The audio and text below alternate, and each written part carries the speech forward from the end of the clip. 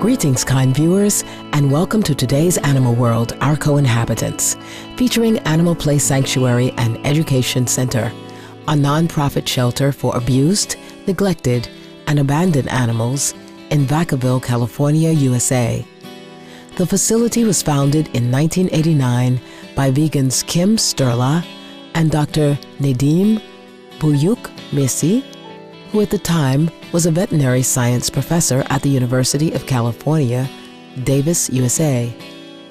Animal Place is a safe haven providing lifetime care for over 300 cows, pigs, sheep, goats, chickens, rabbits, and turkeys. Some were saved from cruel factory farms and animal research facilities, while others came from local animal shelters that were unable to place them in homes. Surrounded by forests, hills, and a small lake, the residents of Animal Place enjoy freedom, peace, and love on the 25-hectare sanctuary, and also serve as goodwill ambassadors for their species, helping visitors to better understand the horrendous lives of farmed animals and why they should always be treated with care and respect. Ms. Kim Sterla, Executive Director of Animal Place and an animal advocate for over 30 years, wrote a landmark U.S. law that safeguards the rights of pre-university students unwilling to dissect animals as part of their coursework. Now let's join Mrs. Sterla at Animal Place to learn more about the sanctuary's noble work.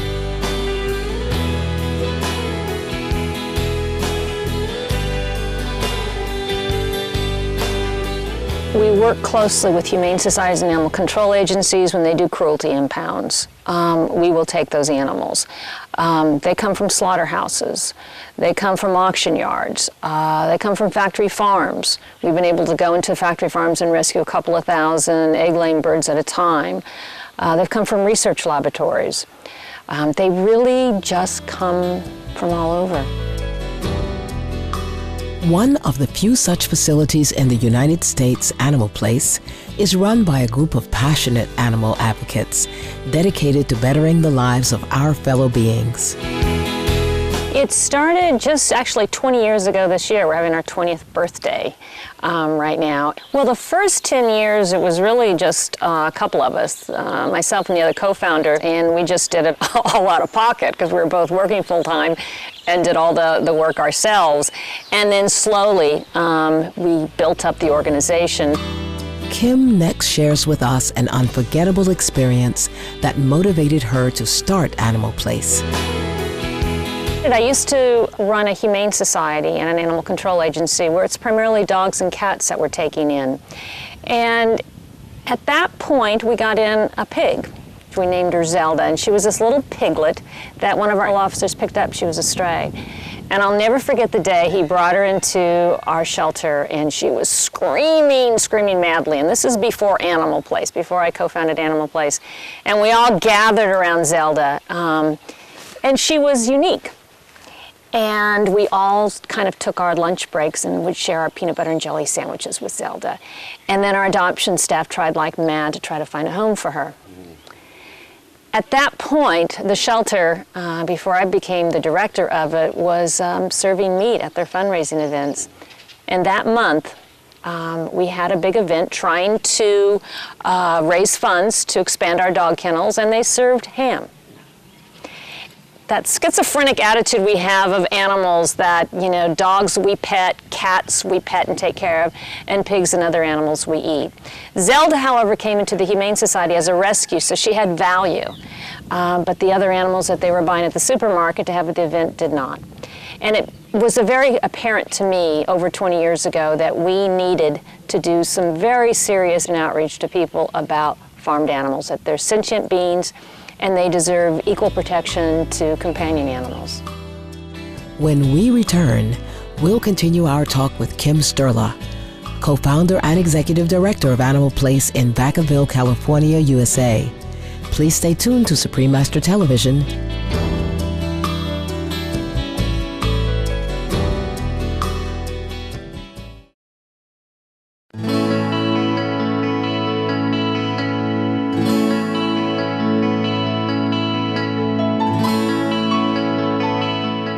message I want people to walk away from after visiting Animal Place is very simply just respect for life, respect for all life, be it the birds that are singing in the background here, one another, pigs, chickens, their companion animals, basically all life forms. Welcome back to Animal World, our co-inhabitants. We are visiting Animal Place Sanctuary and Education Center, a nonprofit shelter that houses over 300 abused, neglected, and abandoned farm animals in Vacaville, California, USA. The sanctuary's vegan co-founder and executive director, Kim Sterla, will now introduce to us some of its lovely residents. This is Patty. Patty's 6 years old, and she actually came from a petting zoo. Those horrible places where they get little animals from the factory farms, and then when they get to be too old to keep, which is usually at about 6 months of age, which would be the typical age pigs would be slaughtered for food, then they give them back to the producer. Somebody saw Patty, fell in love with her, and asked if we would take her. And we gladly did, and Patty's been living here. So she's a Hampshire, and over there is Hazel, who just took a big stretch. So during the day, pigs get up early in the morning, and we feed them their apples and oranges and melons and grapes and vegetables, and then pig pellets. And then they like to kind of hang out during the day, sunbathe. Then they like to come into their barn whenever they want to, just to take a nap, as Patty's done. And then she'll get up in a couple of hours, probably about 5 or 6 o'clock, graze a little bit. If it was real hot, she likes to take mud baths. So one thing pigs love is to have their belly rubbed. Oh, she's a sweetie pie. Oh, she's a sweetie pie. How much do we love her? Pigs have very, very powerful noses. Not only do they have a really good sense of smelling, but this ridge right up here makes them very effective digging tool. So they like to root around in the dirt. You know, that sensation of kind of rooting their nose into cold, wet mud. Look at that. They have kind of a prehensile lip, too. If we pull their little bottom lip out, you can see. Ooh. We asked Mrs. Sterla how the animal residents express their emotions to each other and the caregivers. When I see the relationship they have with us, there's some animals that I'm closer to, that I know better than others, and they know me better than some of the other animal caretakers. So there's a closeness that, you know, I have with individuals. If you see the bonding they have with one another, either their own species or a separate species.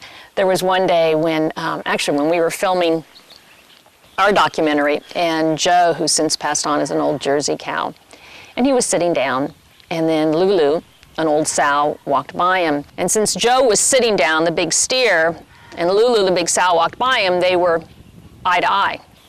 And Lulu just stopped right in front of Joe.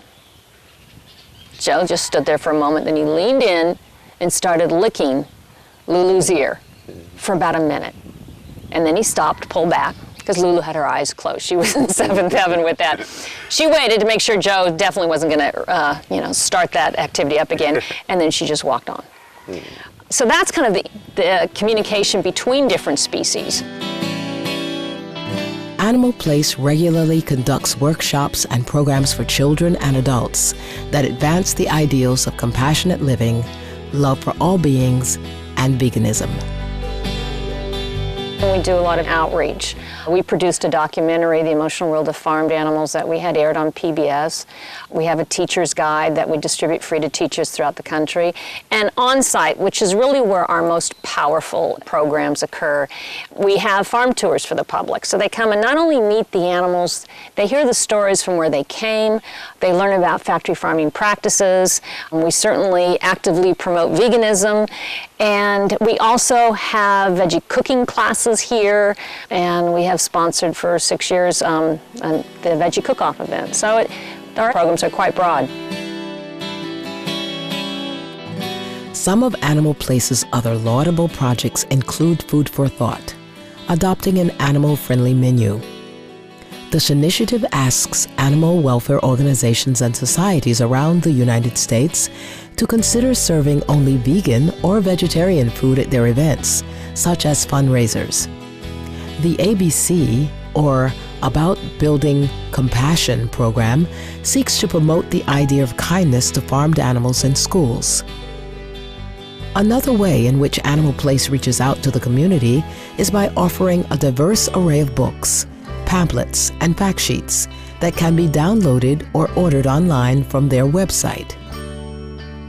These materials raise public awareness about topics such as factory farming, how to switch to a vegan diet, and animal welfare.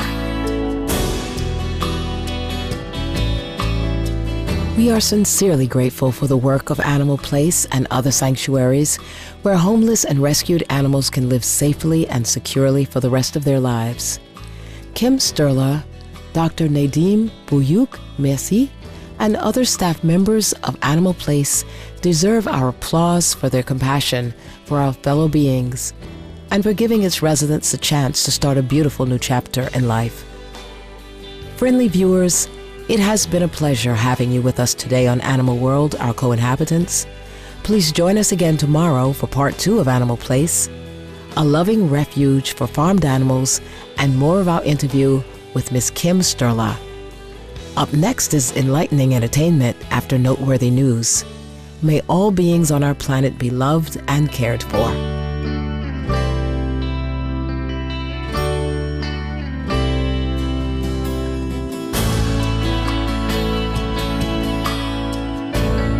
For more details, please visit www.suprememastertv.com/AW.